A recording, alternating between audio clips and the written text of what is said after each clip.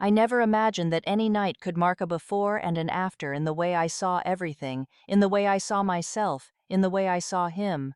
My name is Clara, I am 46 years old, and I have raised my son Damien since he was just a baby. Our life has always been simple, a quiet world of two. Few visits, few parties, but a deep, almost telepathic complicity. He is my world, and I, probably, am his. Since he was a baby, Damien has always been attentive, affectionate, and fiercely protective. He doesn't talk too much, but he has his own silent language of making me feel seen, as if a single glance from his dark, serious eyes was enough to know exactly how I feel. He was the anchor in the quiet storm of my life after his father left, a departure that was less of a dramatic exit and more of a slow, painful fade into indifference. I poured everything I had into Damien, my love, my fears, my hopes. He became the center of my universe. That winter was particularly hard. The temperatures dropped suddenly, and a damp, biting cold seemed to seep through the very walls of our small house. The heating was not enough. The windows were perpetually fogged with condensation. My fingers were always cold, even when wrapped around a hot cup of tea. And I, with my cervicals resentful from so many hours hunched over a computer, from the stress of work, from too many sleepless nights, was in constant nagging pain. Damien noticed it right away. Of course he did. He noticed everything. "Does your neck hurt again?" he asked me from the kitchen one evening, while serving 2 cups of a hot, steaming infusion he had prepared. I smiled tiredly, trying to hide the extent of my discomfort. "A little more than yesterday," I admitted. He approached, handed me the warm cup, and with that tone between serious and sweet that he only ever uses with me, he said, "Let me help you, Mom." We sat on the sofa, with a thick woolen blanket draped over our legs and the television on, its flickering light just a muted, mindless background noise. Damien sat behind me on the plush cushions and asked me to lean a little forward. He supported his hands on my shoulders carefully, his touch surprisingly gentle, and began to press lightly on the tense, knotted points where my neck met my shoulders. "Does it bother you here?" he asked, his voice a low murmur. "A little lower," I replied, my own voice quiet. His way of touching was firm, but warm. Confident. With each slow, deliberate movement of his thumbs, I felt how the deep-seated fatigue, the gnawing ache, was releasing its grip on me, little by little, as if for a moment, time itself had stopped in the quiet murmur of our home. But I told myself that I was just tired, that was all this was. I hadn't rested well in days, my mind a constant buzzing hive of tasks, papers, accounts to be paid. Maybe I just needed this. Maybe I just needed someone to take care of me for a little while. I let myself go. I closed my eyes for a moment, breathing deeply, while he continued his silent, focused work behind me. It was curious. The body of my son, a body I had carried in my arms, a body I had held when it was small and crying, was now the one that was holding me in another way, in another time. "Do you feel better?" he asked me after a long while. "A lot," I replied. And it was true. Sometimes the greatest relief is not found in prescription drugs or in professional massages from a stranger, but in the simple, loving presence of someone who does it with intention, without expecting anything in return. He stretched a little, changing his posture to reach the tight muscles between my shoulder blades better, and he made me laugh unintentionally when his elbow accidentally brushed against my side. "Oh, that tickles," I laughed, the sound surprisingly loud in the quiet room. He also smiled, and that small, simple moment of shared laughter broke a tension that I didn't even know I had been accumulating. The night was still quiet. Outside, the wind shook the bare branches of the trees against the window panes. Inside, the old grandfather clock in the hallway slowly, deliberately, marked the passing of the minutes, as if we were in no hurry. We stayed there a little longer. We talked about loose, unimportant things, about his work at the bookstore, about a new series that he had started to watch, about the new neighbor who always greets without saying a word, little things that filled the space between us like drops of hot tea falling into a cup. There was nothing strange or disturbing in it. It was just a son taking care of his mother, in the only place in the world where the chaos outside did not seem to exist.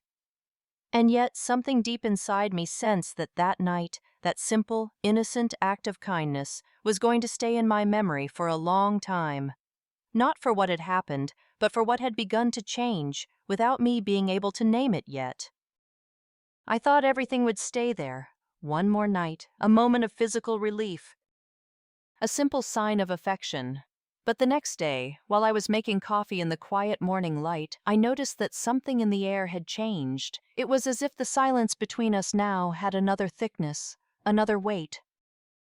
Damien got up late, still a little sleepy, and he approached the kitchen barefoot, with that familiar walk of his that drags his feet a little on the cold tile floor. He smiled at me, took the cup of coffee that I extended to him, and sat in front of me at the small kitchen table without saying anything.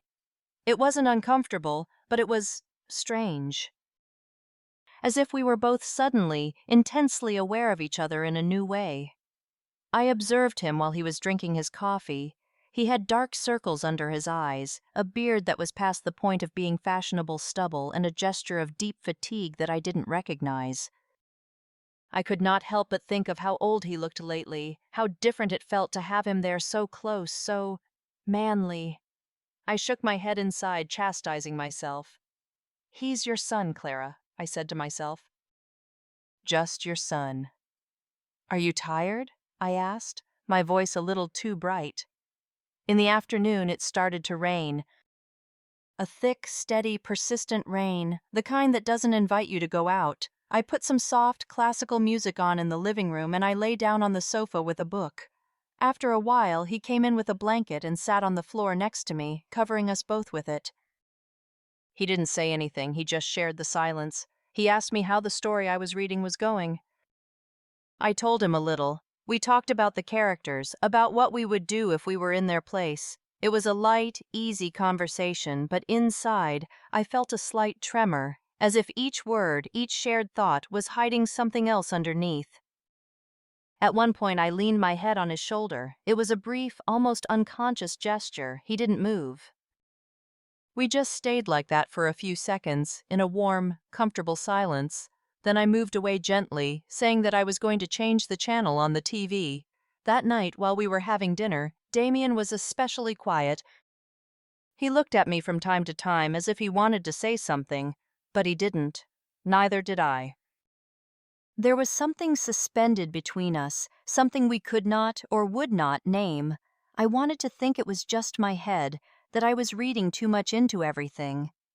But then when I was washing the dishes, I felt his presence behind me. He didn't say anything. He just walked by and his arm brushed against mine, a seemingly unintentional contact. I jumped, a small, involuntary movement, although he continued on his way as if nothing had happened. It was not a serious contact, just a brief scratch, but it was enough for my whole body to tense up. I went up to my room earlier than usual that night. I locked myself in with the excuse of being sleepy, although I didn't blink for hours. I wondered if Damien was also awake, if he was thinking the same thing as me. If he had also noticed that subtle electric tension that seemed to flow between each gesture, each shared silence. The next day, everything seemed to return to normal. He went out early to do some shopping, and I dedicated myself to tidying up the closets, a mindless physical task.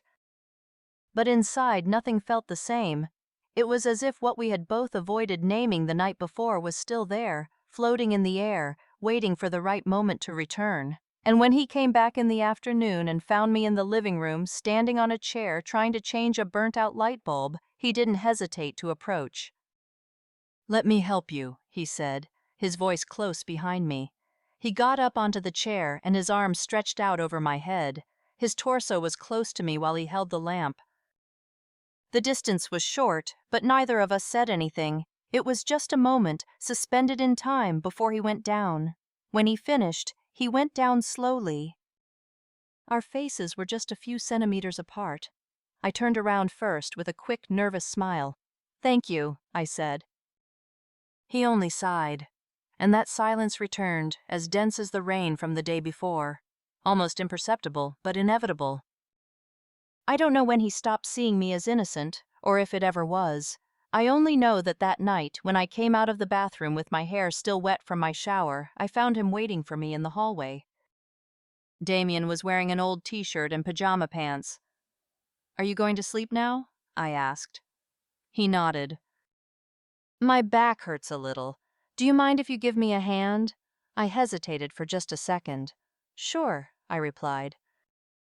We sat down on the thick carpet in the living room. He leaned forward and I, from behind, carefully placed my hands on his strong young shoulders. I began to massage him gently, just to help him relax after a long day.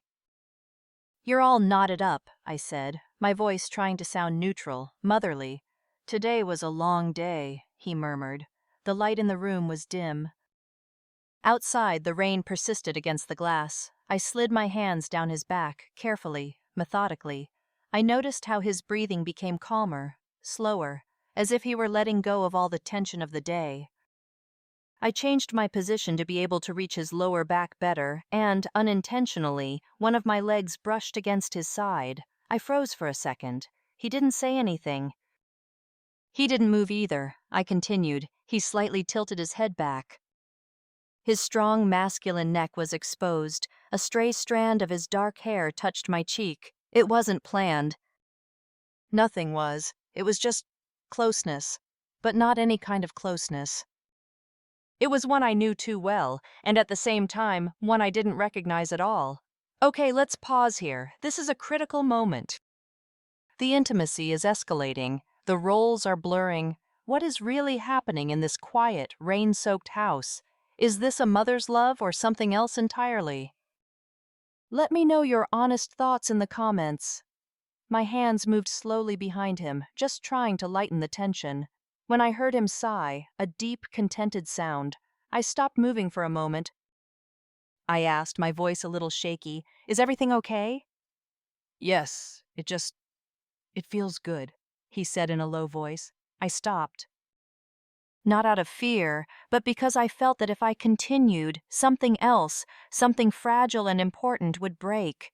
I was going to move away when I felt him turn his torso, looking at me over his shoulder. Our eyes met. His eyes weren't those of a child anymore. They had never been. But now, in the dim light, there was something else in them. Something that disarmed me completely. I leaned to one side to keep my distance, but his hand touched mine softly, without pressing. I didn't stop him. I didn't respond either. I just let that quiet, warm contact float in the space between the two of us. He leaned to my side and put his head on the back of the sofa, close to me. He closed his eyes, and I let my fingers touch his hair for a moment, without saying a word.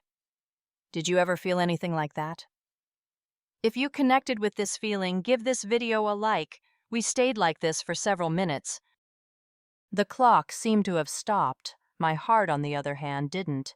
It was beating hard, rhythmically, as if it remembered what my mind was desperately trying to forget. I caressed his hair briefly, with the intention of calming him down, without saying anything. He put his hand close to my leg, without saying anything. I stood still, listening to the rain hitting against the glass. I breathed through my nose, softly, measuredly, as if the slightest movement could make the moment disappear or make it irreversible. I don't know how long we were like this. I only know that when he opened his eyes and looked at me from there, I felt that there were no words left between us. And maybe they weren't necessary. The next morning, as soon as I opened my eyes, I knew that something had irrevocably changed, not in him, in me. I felt nervous, as if I were walking on an invisible tightrope, with the weight of our shared silence still on my shoulders. Damien was no longer at home. He had gone out early to do some chores, according to a hastily scribbled note he had left on the kitchen table. I took advantage of the time alone to shower, to tidy up a bit, to ventilate the rooms, but I couldn't focus. Every corner of the house spoke to me of the night before. Had I crossed a limit? Or had I just touched him unintentionally? I kept repeating to myself that nothing inappropriate had happened, that I shouldn't feel guilty, that he was my son, and all I had done was take care of him, accompany him, support him. But a part of me, the part that didn't speak out loud, knew that that closeness was no longer the same as before. There was something new, something I didn't know how to name, but that was vibrating under my skin. When he came back, he hugged me as he always did. A brief, familiar kiss on the cheek, a calm smile, and yet his look held me back a bit more than usual. "Is everything okay?" he asked. "Yes," I said, perhaps a little too quickly. He shrugged his shoulders and went to leave the grocery bags in the kitchen. I followed him with my gaze, in silence, feeling that same contradiction that didn't give me peace, wanting to get away and at the same time, wanting to stay close. During the afternoon, the tension seemed to have evaporated. We talked about trivial things, we watched a movie, we even joked like we used to, but every so often his fingers would brush against mine when I passed him the remote control, or his knee would touch mine on the sofa. And the heat would rise without warning. They weren't premeditated gestures, I knew that, but they weren't entirely innocent either. At one point, I went out to the balcony to water the plants. It was getting dark. The sky had that deep purple tone that had always seemed so melancholic to me. Damien appeared behind me. "Can I help you?" I asked. He passed me the watering can. Our hands touched, just for a moment, but my chest tightened as if something inside wanted to speak. It didn't. We went back inside. I went to get a blanket for the sofa. He had already laid down, with his head resting on one of the cushions. "Come, there's space," he said, pointing to his side. I hesitated, but I sat on the other end, leaving a prudent, safe distance between us. Or so I thought. In the middle of the movie, he stretched his legs and, without realizing it, they rubbed against mine. Or maybe he did notice. I don't know. He didn't say anything. Neither did I. The movie was moving forward, but I wasn't following the story anymore. My head was elsewhere, in his breath, in the way he was getting comfortable, getting closer and closer, until, by accident, his hand rubbed my knee when he changed his posture. I didn't say anything. It was a brief, almost imperceptible contact, but it was enough for my body to become alert. Minutes later, he got up to go to the kitchen. His hand disappeared as if it had never been there. I finally breathed. I told myself it had been just a gesture of trust, of affection, of those we've always shared. I told myself many things, and none of them convinced me at all. That night, when I went to my room, I left the door slightly ajar. I don't know why. Maybe out of habit, maybe out of hope, or maybe because I didn't know if I wanted to close it completely. That night, the silence was so dense that it seemed to wrap the entire room like an invisible, heavy blanket. I was lying on my side, looking at the window, barely illuminated by the pale light of the moon. I couldn't sleep. My thoughts were spinning without rest, a chaotic mixture of anxiety, a deep desire for calm, and something deeper that I couldn't put into words. For days, Damien and I had shared a different, unexpected closeness, and that night, everything seemed to be leaning towards that silent, waiting abyss. The door to my room opened with a slight, almost inaudible creak. Damien looked in, asking if he could sit down for a while. I sat up in bed. He sat on the edge of the bed, keeping a certain distance. His presence was calm, but it kept me alert. "Couldn't you sleep?" I asked. He nodded. "I felt restless. I thought maybe I could stay here for a while." I sat up without looking at him. I felt him lie down carefully on the other side of the bed, without touching me, but close enough for the warmth of his body to reach me across the sheets. For several minutes, we didn't speak. We were close, in silence. At one point, our hands brushed against each other by accident. We didn't say anything, but we both noticed it. "I feel calm with you," he whispered into the darkness. "I know," I replied. "I feel the same way." He turned his face towards me, and our foreheads barely touched in the dim light. His hand gently touched my arm, without going any further. I closed my eyes, trying to calm the frantic beating of my heart. But then, something inside me lit up like an alarm. I quickly moved away and sat up on the edge of the bed. "This isn't right," I said, my voice trembling. "We have to stop." I felt a knot form in my throat. I didn't want to hurt him, but I didn't know how to handle what we were going through.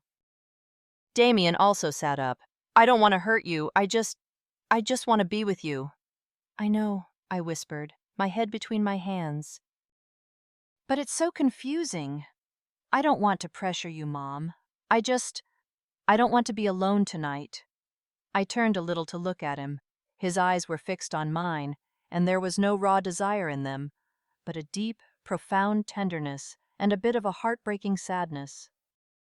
It was as if he needed to cling to something, to someone, in the middle of his own quiet internal shipwreck.